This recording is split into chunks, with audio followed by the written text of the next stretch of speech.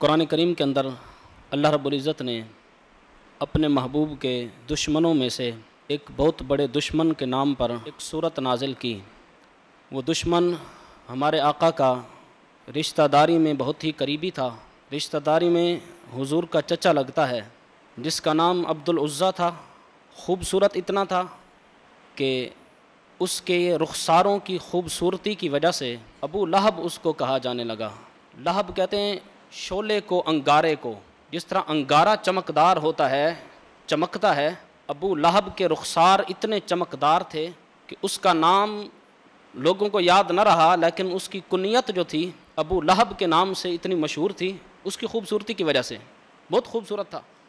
اور اس کی بیوی بھی بہت خوبصورت تھی، ام جمیل اس کا نام تھا۔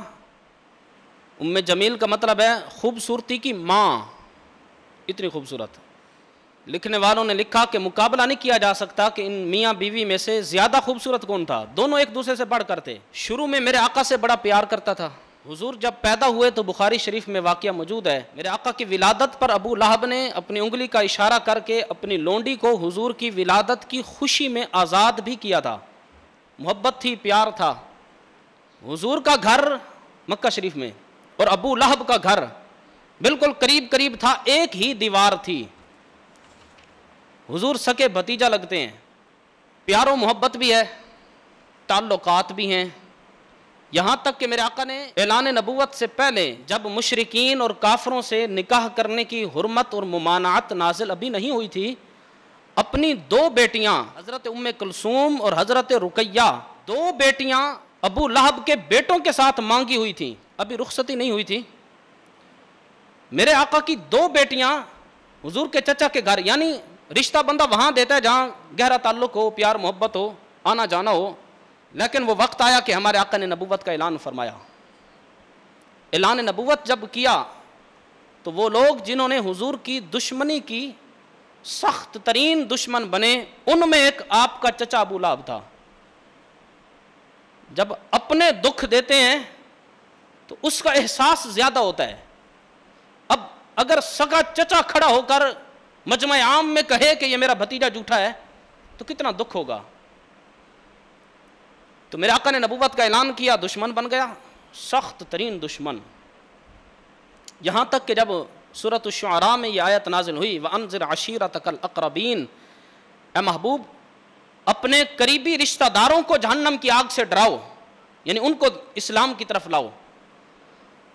تو حضور علیہ السلام کوہ صفا پر تشریف لے گئے، صفا کی پہاڑی پر، اور آپ علیہ السلام نے سب قریش کو بلایا، دعوت دی کہ میری بات سنو۔ سارے کے سارے جمع ہو گئے۔ تو وہاں کھڑے ہو کر حضور علیہ السلام نے سب قریشیوں سے پوچھا، فرمایا بتاؤ اگر میں تمہیں یہ کہوں کہ اس صفا کی پہاڑی کے پیچھے سے ایک لشکر آ رہا ہے جو ابھی ہم پر حملہ آور ہو جائے گا اور ہم پر حملہ کرے گا، دشمن کا ایک لشکر آ رہا ہے، اگرچہ تمہیں نظر نہیں آ رہا، کیا تم میری بات کی تصدیق کرو گے، مجھے سچا کہو گے یا جھوٹا کہو گے؟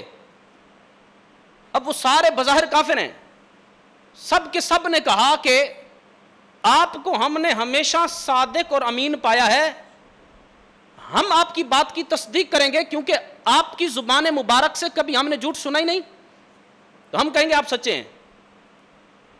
یہ میرے آقا نے سب سے پہلے اپنا کردار ان کے سامنے رکھا۔ یہ تبلیغ کا انداز بھی ہے کہ جو مبلغ بنے پہلے اپنا کردار لوگوں کے سامنے رکھے، پھر دین کی دعوت سامنے رکھے۔ ہمارے ہاں الٹا چل رہا ہے، پہلے ہم دعوت دیتے ہیں، بعد میں اپنا کردار سنوارتے ہیں۔ تو میرے آقا نے اپنی 40 سالہ زندگی سب سے پہلے کافروں کے سامنے رکھی، اور حضور علیہ الصلوۃ والسلام نے پھر پوچھا اگر میں کہوں کہ پیچھے سے لشکر آ رہا ہے اور حملہ کرے گا، کیا میری تصدیق کرو گے؟ سب کہنے لگے آپ سچے ہیں، آپ صادق اور امین ہیں، آپ نے کبھی جھوٹ بولا ہی نہیں، ہم تصدیق کریں گے آپ سچ کہہ رہے ہیں، چاہے لشکر نظر آئے یا نہ آئے۔ اتنا اعتبار، اتنا یقین۔ جب حضور علیہ السلام نے یہ ساری بات کہہ لی، اس کے بعد میرے آقا صلی اللہ تعالی علیہ وسلم نے فرمایا فَإِنِّي نَذِيرٌ لَكُمْ بَيْنَ يَدَيْ عَذَابٍ شَدِيدٍ، فرمایا کہ میں تمہیں آگے آنے والے شدید عذاب سے ڈراتا ہوں، ڈر جاؤ۔ جو تم عمل کر رہے ہو، بتوں کے سامنے جھکتے ہو، مشرک ہو، کافر ہو، اس سے توبہ کرو، میں تمہیں جہنم کے عذاب سے ڈراتا ہوں، اسلام لاؤ۔ یعنی تم میرے لشکر والی بات مانتے ہو، اللہ کی توحید والی بات کیوں نہیں مانتے؟ زبان تو وہی ہے نا، لشکر نظر نہیں بھی آ رہا تو تم کہتے ہو آپ صادق اور امین ہیں، سچے ہیں۔ وہ بات سچی ہو سکتی ہے تو کیا یہ بات سچی نہیں ہو سکتی کہ اللہ ایک ہے، اللہ وحدہ لا شریک ہے، جہنم ہے، جنت ہے؟ تو میرے آقا نے سب سے پہلے وہ بات رکھی، پھر فرمایا کہ میں تمہیں اللہ کے عذاب سے ڈراتا ہوں۔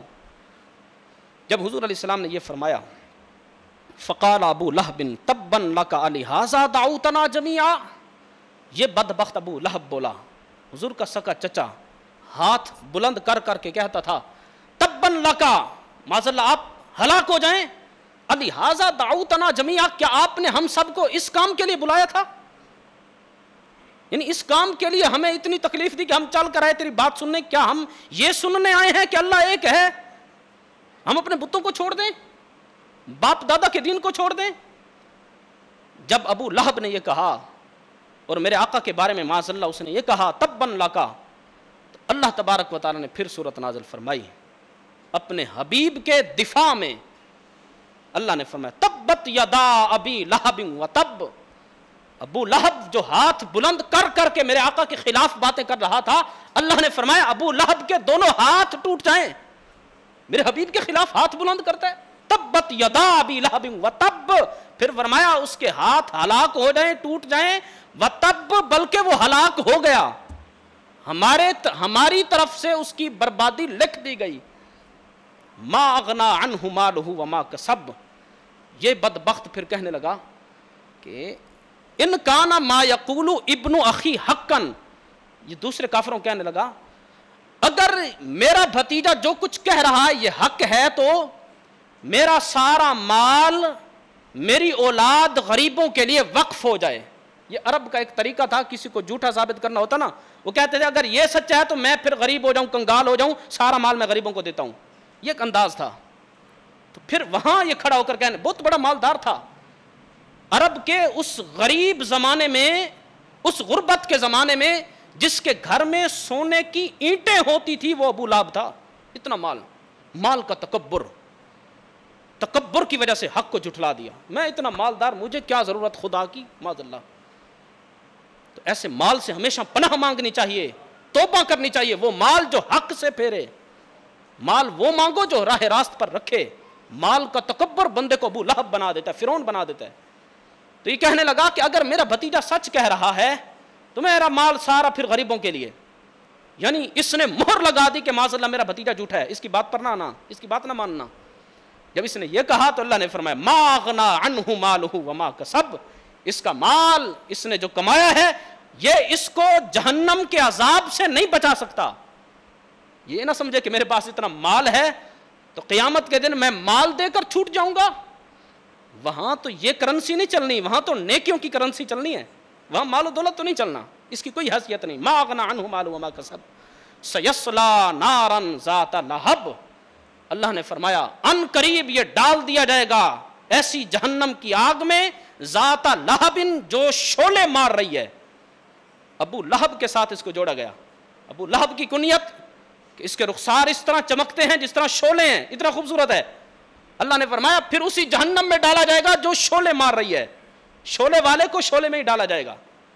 خوبصورتی تو پتہ چلا کہ اللہ کے ہاں چہرے کی خوبصورتی نہیں دیکھی جاتی، اگر رنگ کا کالا ہو اور حضرت بلال ہو اور حق کو قبول کر لے، میرے آقا فرمائے اے بلال کون سا عمل کرتا ہے، تیرے قدموں کی آہٹ میں نے جنت میں سنی ہے۔ تو یہ بظاہر جو خوبصورتی ہے یا بظاہر جو کالا ہونا ہے، اللہ کے ہاں یہ کوئی معنی نہیں رکھتا۔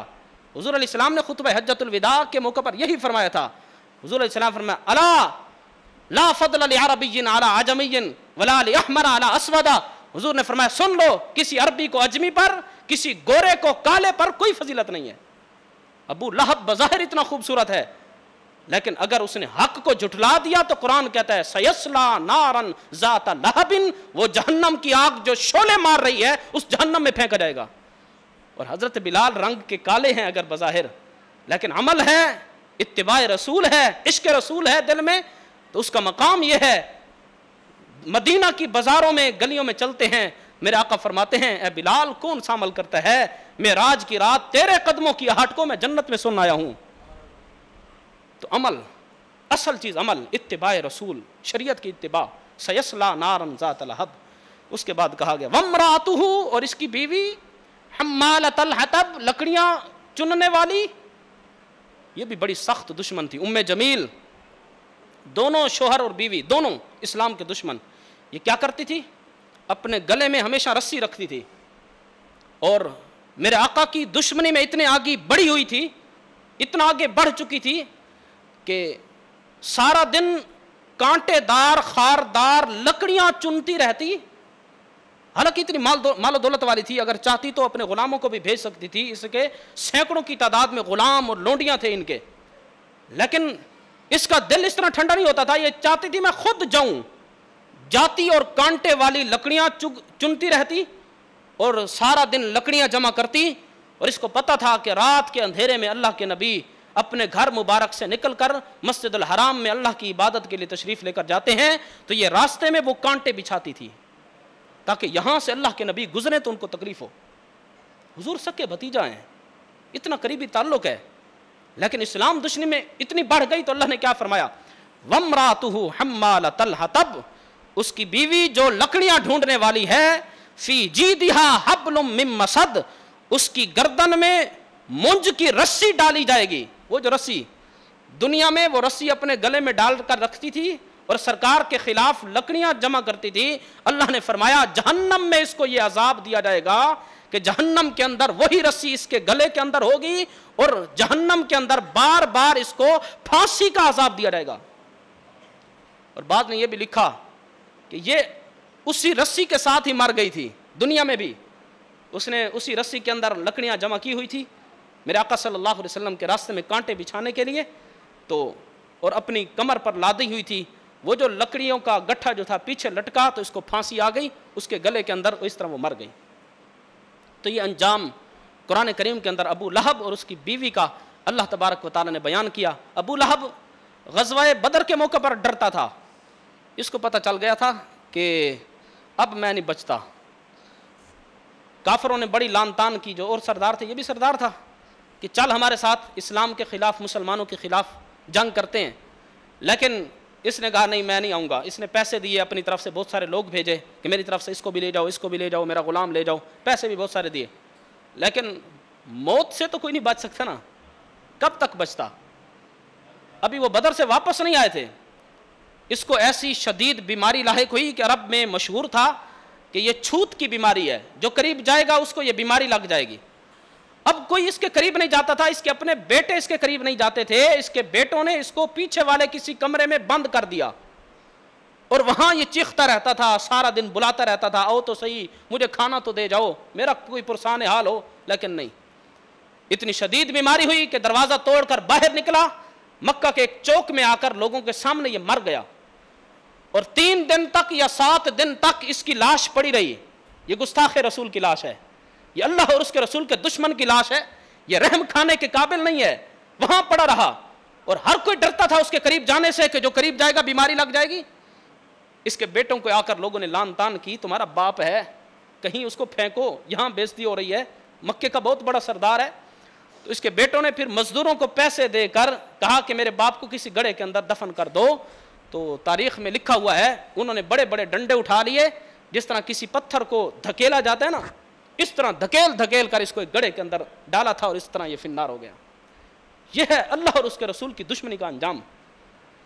اس کے بیٹے میرے آقا صلی اللہ تعالی علیہ وسلم نے جب کوہ صفا پر دعوت دی اور اس کے خلاف پھر سورۃ اللہب نازل ہوئی، تو اس نے اپنے بیٹوں کو کہا کہ جا کر سرکار علیہ السلام کی دونوں بیٹیوں کو طلاق دے دو، چونکہ مانگی ہوئی تھی، قریبی تعلق تھا۔ دونوں بیٹے آئے، حضور کی دونوں بیٹیوں کو طلاق دی، اور بڑے گستاخانہ لہجے میں وہ باتیں کرنے لگے۔ اس کا بیٹا تھا عتیبہ، وہ ایک دن آیا حضور علیہ السلام سے جھگڑنے لگا بلا وجہ۔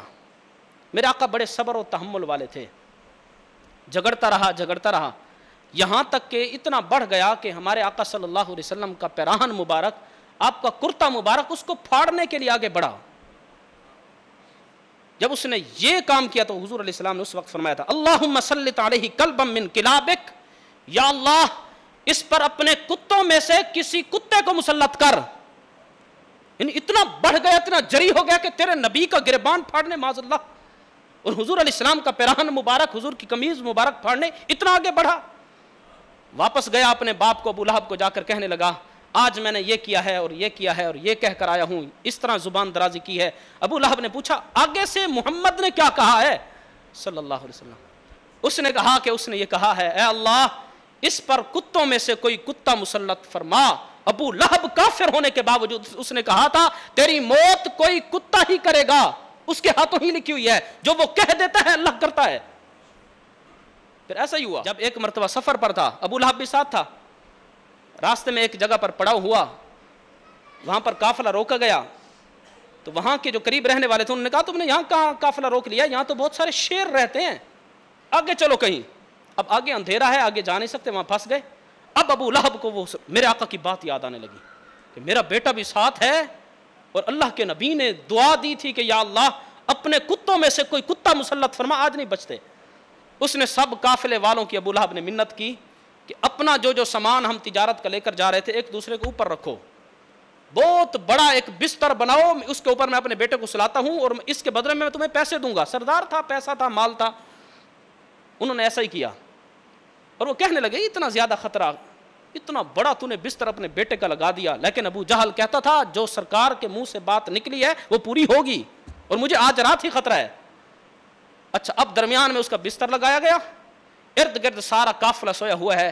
اس قافلے کا ایک شخص کہتا ہے رات کا جب وقت ہوا اچانک ایک شیر آتا ہے، سب کو وہ سونگتا رہا، کسی پر بھی اس نے حملہ نہ کیا. اچانک وہ اس نے چھلانگ لگا کر ابو لہب کے اس بیٹے پر حملہ کیا تھا جو کافر معاذ اللہ میرے آقا کی گستاخی کرنے آگے بڑھا تھا.